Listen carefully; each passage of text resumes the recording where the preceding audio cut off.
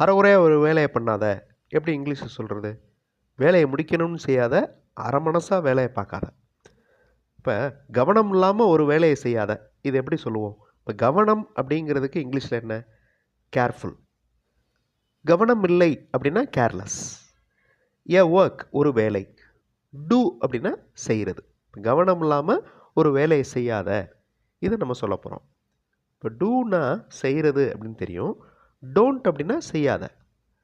அப்போ don't do அப்படின்னு என்ன அர்த்தம்? செய்யாதன்னு அர்த்தம். Don't do a work carelessly. கேர்லெஸ்ன்னு சொல்லக்கூடாது. கேர்லெஸ்லி வந்து adverb. Don't do a work carelessly. Don't speak loudly, சத்தமாக பேசாத. டோன்ட் மூவ் ஸ்லோலி, மெதுவாக நகராத. கவனம் இல்லாமல் ஒரு வேலையை செய்யாத. Don't do a work carelessly. இந்த மாதிரி சொல்லலாம். இப்போ வேலையை முடிக்கணும்னு செய்யாத. இந்த ஃபார் தி சேக் ஆஃப் அப்படிங்கிற ஃப்ரேஸ் இங்கே நல்லா ஞாபகம் வச்சுக்கோங்க. Don't do the work for the sake of completing them. முடிக்கணுன்றதுக்காக பண்ணாத. Don't do the work just to complete. முடிக்கணுன்றதுக்காக பண்ணாத. இதில் for the sake of use பண்ணல. அடுத்த சென்டென்ஸில் பாருங்கள், don't do the work only to complete. The for the sake of, இதை நம்ம ஃபார்மலாக நம்ம யூஸ் பண்ணலாம். Don't do the work for the sake of completing them.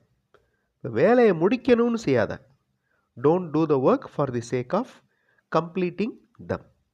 இதை நல்லா பார்த்து வச்சுக்கோங்க. இந்த ஃபார் தி சேக் ஆஃப் எப்படி யூஸ் பண்ணுறது அப்படிங்கிறத இந்த சென்டென்ஸையும் நல்லா பார்த்து வச்சுக்கோங்க. இதே ஸ்ட்ரக்சரில் உங்களுக்கு நான் இன்னொரு சென்டென்ஸ் கொடுக்குறேன். சம்பாதிக்க மட்டும் நான் இங்கே வரல, இதை நம்ம சொல்ல போகிறோம். நீங்கள் சென்டென்ஸை ஃப்ரேம் பண்ணி கமெண்ட்டில் ஆன்சர் பண்ணுங்கள். சம்பாதிக்கிறதுக்கு ஏர்ன், ஓகே, ஏர்னிங் யூஸ் பண்ணுங்கள். சம்பாதிக்க மட்டும் நான் இங்கே வரல, for the sake of use பண்ணுங்கள். கமெண்ட்டில் ஆன்சர் பண்ணுங்கள். ஃபுல் வீடியோ பார்க்குறதுக்கு தமிழ் வழி இங்கிலீஷ் சேனல் பாருங்கள். டிஸ்கிரிப்ஷனில் வீடியோ லிங்க் இருக்குது. கண்டிப்பாக உங்களுக்கு யூஸ்ஃபுல்லாக இருக்கும். தேங்க்யூ.